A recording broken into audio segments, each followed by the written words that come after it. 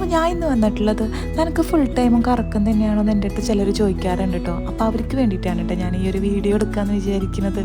അപ്പോൾ ഇന്ന് തിങ്കളാഴ്ചയാണ്. ഇന്ന് നമുക്ക് കുറച്ചധികം പാക്കിംഗ് ഉണ്ട്. നമുക്ക് 2 സ്റ്റാഫാണ് കേട്ടുള്ളത്. കാലത്ത് 9 മണി തൊട്ടിട്ട് 5 മണി വരെ നമ്മൾ ഫുഡ് പോലും കഴിക്കാണ്ട് ഫുള്ള് പാക്കിംഗ് ആയിരിക്കും. കാരണം 5 മണിക്ക് നമ്മൾക്ക് DTDC ഓഫീസിൽ കൊറിയർ കൊണ്ടുകൊടുക്കാൻ പോകണം. അങ്ങനെ ഇന്ന് കൊണ്ടുകൊടുത്ത് ബാക്കി ഒരു കൊറിയർ ഉണ്ടായിരുന്നു, ഒരു 150+ എബോവ് നെയിൽ കോൺസ് ആണ്. അപ്പോൾ അത് അവർക്ക് ഹോം ഡെലിവറി ആണ് കേട്ടോ. സാധാരണ അവർ നമ്മൾ വീട്ടിൽ വന്നിട്ടാണ് ഈ സാധനം വാങ്ങിക്കാറുള്ളത്. അപ്പോൾ അവർക്ക് ഇന്ന് വരാൻ പറ്റില്ല, നമ്മളടുത്ത് ഇത് കൊണ്ടു കൊടുക്കാൻ പറ്റുമോ എന്ന് ചോദിച്ചു. ഇടയ്ക്ക് ഞാനിത് അവർക്ക് കൊടുക്കാൻ പോകാറുണ്ട് കേട്ടോ. നമ്മൾ റെഗുലർ കസ്റ്റമറായ കാരണം കൊണ്ട് നമുക്ക് ലൊക്കേഷൻ ഇടേണ്ട ആവശ്യമില്ല, എനിക്കറിയാം അവരെ വീട്. അപ്പോൾ നമ്മളത് കൊടുക്കാൻ വേണ്ടിയിട്ട് പോണ വഴിയിൽ എനിക്ക് ഫുഡൊന്നും ഞാൻ കാര്യമായിട്ട് കഴിച്ചിട്ടുണ്ടായിരുന്നില്ല, കാരണം നല്ല തിരക്കായിരുന്നു.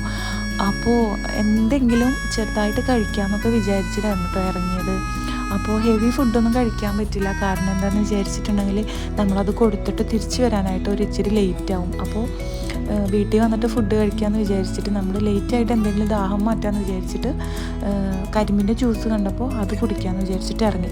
ഞാൻ സത്യം പറഞ്ഞാൽ കാണാറുണ്ടെന്നുള്ളൂ, കരിമ്പിൻ്റെ ജ്യൂസ് കുടിച്ചിട്ടില്ല കേട്ടോ. ഇന്നാണ് ആദ്യമായിട്ട് ഞാൻ അത് ട്രൈ ചെയ്ത് നോക്കണത്.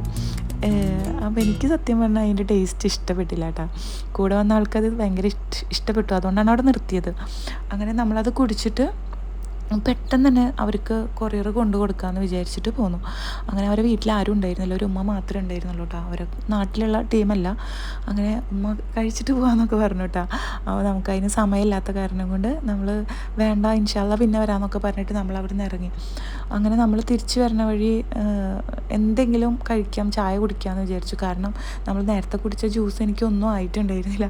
അങ്ങനെ നമ്മൾ ചാവക്കാട് എത്തി. അവിടെ ഒരു കൂടെയെന്ന് പറഞ്ഞിട്ട് റെസ്റ്റോറൻറ്റ് ഉണ്ടായിരുന്നു. അങ്ങനെ അവിടെ നിർത്തി നമ്മൾ ഒരു ചായയും 2 റോളും കൂടിയിട്ട് കഴിച്ചു. ബാക്കി ഫുഡ് നമ്മൾ വീട്ടിൽ പോയിട്ട് കഴിക്കാമെന്ന് വിചാരിച്ചിട്ട് അങ്ങനെ തിരിച്ച് പോണ വഴിയിലാണ് നമ്മൾ സ്റ്റാഫിൻ്റെ ഒരു മെസ്സേജ് വന്നിട്ടുണ്ടായിരുന്നു. നാളെ ലിക്വിഡ് ഉണ്ടാക്കണമെന്നുണ്ടെങ്കിൽ ലിക്വിഡ് ഉണ്ടാക്കണ പാത്രം വാങ്ങിച്ചു, അല്ലാണ്ട് നമുക്ക് ലിക്വിഡ് ഉണ്ടാക്കാൻ പറ്റില്ല പറഞ്ഞിട്ട്. അപ്പോൾ നമ്മൾ വീടെത്താനായതായിരുന്നു. അവിടുന്ന് തിരിച്ചു വന്നിട്ട് നമ്മൾ ലിക്വിഡ് ഉണ്ടാക്കാനുള്ള പാത്രങ്ങളും പിന്നെ അതേപോലെ മൈദ അരിക്കാനുള്ളതും ലിക്വിഡ് അരിക്കാനുള്ളതും കുറച്ച് സാധനങ്ങളൊക്കെ വാങ്ങിച്ചു. സത്യം പറഞ്ഞാൽ ബൈക്കിൽ കൊണ്ടുവരാൻ ബുദ്ധിമുട്ടായിരുന്നു കേട്ടോ. എന്നാലും നമ്മൾ വേറെ വഴിയില്ലാത്ത കാരണം കൊണ്ട് അതെല്ലാം കൂടിയിട്ട് താങ്ങിപ്പിടിച്ച് വീടെത്തുമ്പത്തിനും ഇഷാ ബാങ്കൊക്കെ കൊടുത്തിട്ടുണ്ടായിരുന്നു. അപ്പോൾ ഉമ്മയുടെ കോള് വന്നിട്ടുണ്ടായിരുന്നു, എന്തെങ്കിലും ഫ്രൂട്ട്സ് വാങ്ങിക്കണോട്ടാന്ന് പറഞ്ഞിട്ട്.